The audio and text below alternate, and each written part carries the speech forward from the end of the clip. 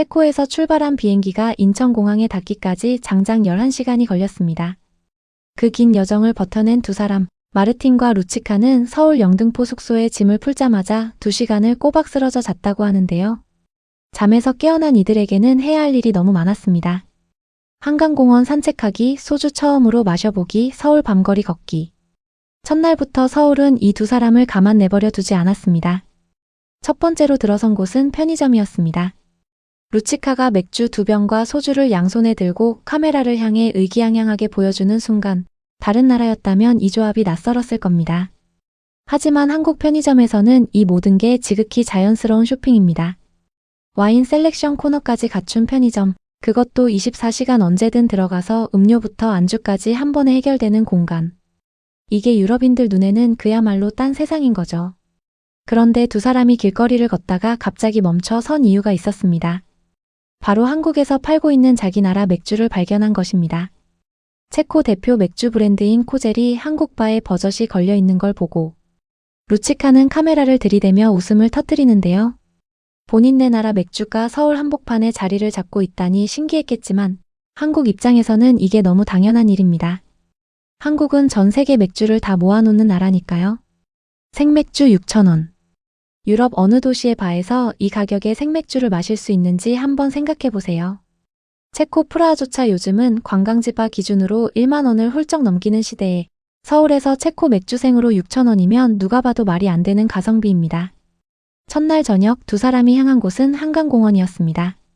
소주 한 병, 맥주 한 캔을 손에 들고 한강 앞에 자리를 잡은 마르틴과 루치카. 한강공원 잔디밭을 가득 채운 사람들을 바라보며 이렇게 말했습니다. 지금 화요일 저녁인데 여기 이렇게 다들 나와 있잖아요. 접이식 테이블이랑 의자까지 가지고 나와서. 심지어 배터리로 작동하는 조명까지 챙겨 온 사람들도 있어요. 우리나라에서도 이렇게 했으면 좋겠어요. Úterý večer. A vlastně každý den, když je hezky. Kolik je? 10? Půl 10? Tohle by měli udělat u A mají nás. to vychytaný. Přinesou se skládací stolečky, židličky. 이 말이 그냥 흘러가는 칭찬처럼 보일 수 있지만 실제로 유럽에서는 이런 풍경이 굉장히 낯섭니다. 독일이나 체코 같은 나라에서도 강변공원은 있지만 밤 10시가 넘으면 대부분 사람들이 집으로 들어갑니다. 한강공원처럼 화요일 밤 10시 반에도 가족 단위 피크닉이 가능한 나라. 그건 치안 문제와도 직결되는 이야기입니다. 아무도 불안해하지 않고 아무도 서두르지 않는. 이 여유가 가능한 이유가 바로 한국이 얼마나 안전한 나라인지를 말해주는 거니까요.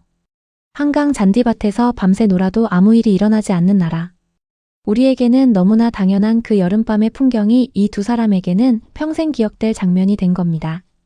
다음날 아침 두 사람은 토스트와 아이스티로 하루를 시작합니다. 그리고 햇볕이 강하다는 걸 깨달은 루치카가 올리브영에 들어가 선크림을 사오는데요.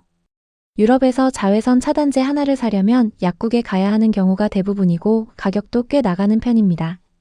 반면 한국은 걷다가 햇볕이 따갑다 싶으면 바로 들어가서 원하는 제품을 골라 나오면 그만이죠. 여행자 입장에서 이보다 편한 나라가 또 있을까요?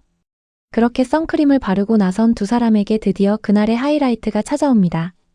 마르틴이 카메라를 향해 진지하게 선언하는데요. 이제 드디어 그 순간이 왔습니다. 우리가 한국에 온 진짜 이유. 편의점에서 직접 커피를 만들어 마시는 겁니다. A teď nadešel konečně ten moment, kvůli kterému jsme vlastně do Koreji vůbec letěli. A to je Dát si banánový mlíko. dělat si kafe v 7-Eleven. Convenience store. 물론 농담 반 진담 반이지만 이 장면이 보여주는 게 있습니다. 두 사람은 편의점에서 바나나 우유 2개를 집어들더니 거기에 커피와 얼음을 직접 조합해 나만의 음료를 만들어냅니다. 한국 편의점에서는 이게 가능합니다. 컵도 있고 얼음도 있고 원하는 재료를 골라서 즉석에서 조합할 수 있는 공간이 마련돼 있으니까요. 유럽 편의점에서는 상상도 하기 어려운 일입니다. 체코 편의점이라면 기껏해야 캔 음료와 봉지 과자 정도가 전부인데 한국 편의점은 그 자체로 하나의 카페이자 식당이자 바가 되는 공간입니다. 루치카가 자신이 만든 음료를 한 모금 마시더니 한마디를 남깁니다. 맛있어. 더 긴 설명이 필요 없었던 거죠. 이어서 두 사람이 지하철을 타고 이동하는 장면이 나오는데요. 서울 지하철을 처음 탄 외국인들이 공통적으로 하는 말이 있습니다. 이게 진짜 지하철이 맞냐는 겁니다. 유럽 주요 도시들, 파리 메트로나 런던 언더그라운드를 타보신 분들은 그 냄새와 소음, 그리고 낡은 시설을 기억하실 겁니다. 프라하 지하철은 그나마 깔끔한 편이지만 역수가 적고 배차 간격도 길어서 불편함을 호소하는 시민이 많습니다. 반면 서울 지하철은 노선이 23개가 넘고 배차 간격은 출퇴근 시간 기준 2분대이며 역 곳곳에 무료 와이파이까지 깔려 있습니다. 두 사람은 아무 설명 없이 그냥 탔지만 그 장면 하나가 서울의 수준을 조용히 말해주고 있었습니다. 이어서 두 사람이 찾아간 곳은 강남 한복판에 자리 잡은 봉은사였습니다. 루치카가 사원 마당에 서서 머리 위를 가득 채운 수천 개의 형형색색 연등을 올려다보는 순간 그녀의 표정이 달라집니다. 곧 다가올 부처님 오신 날을 기념해 봉은사 전체를 덮은 연등 장식. 루치카는 이 광경을 마주하며 이렇게 말했습니다.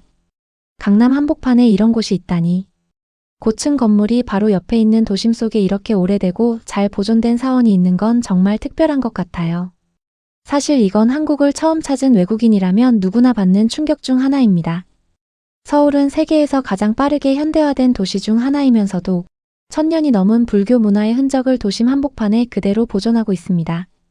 봉은사가 강남 한복판에 있는 것처럼 경복궁이 광화문 빌딩 숲 사이에 있는 것처럼 한국은 현대와 전통이 충돌하지 않고 공존하는 나라라는 걸 이 장면 하나가 설명해주고 있는 겁니다.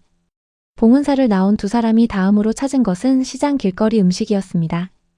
마르틴이 어묵을 한 입 먹더니 생선 맛이 난다라는 말을 남겼지만 루치카는 치즈 핫도그를 한 입 베어 물자마자 단 1초의 망설임도 없이 10점 만점에 10점이라는 점수를 내립니다. 유럽 어느 나라 시장에서 이런 경험을 했다면 음식값이 최소 2~3배는 됐을 텐데 한국 시장에서는 몇백 원짜리 어묵부터 핫도그까지 발걸음을 멈추게 만드는 음식들이 줄지어 있습니다. 외국인들이 한국 시장에 들어가면 지갑이 얇아지는 이유가 따로 있는 게 아닙니다. 그냥 먹어봤더니 다 맛있는 겁니다.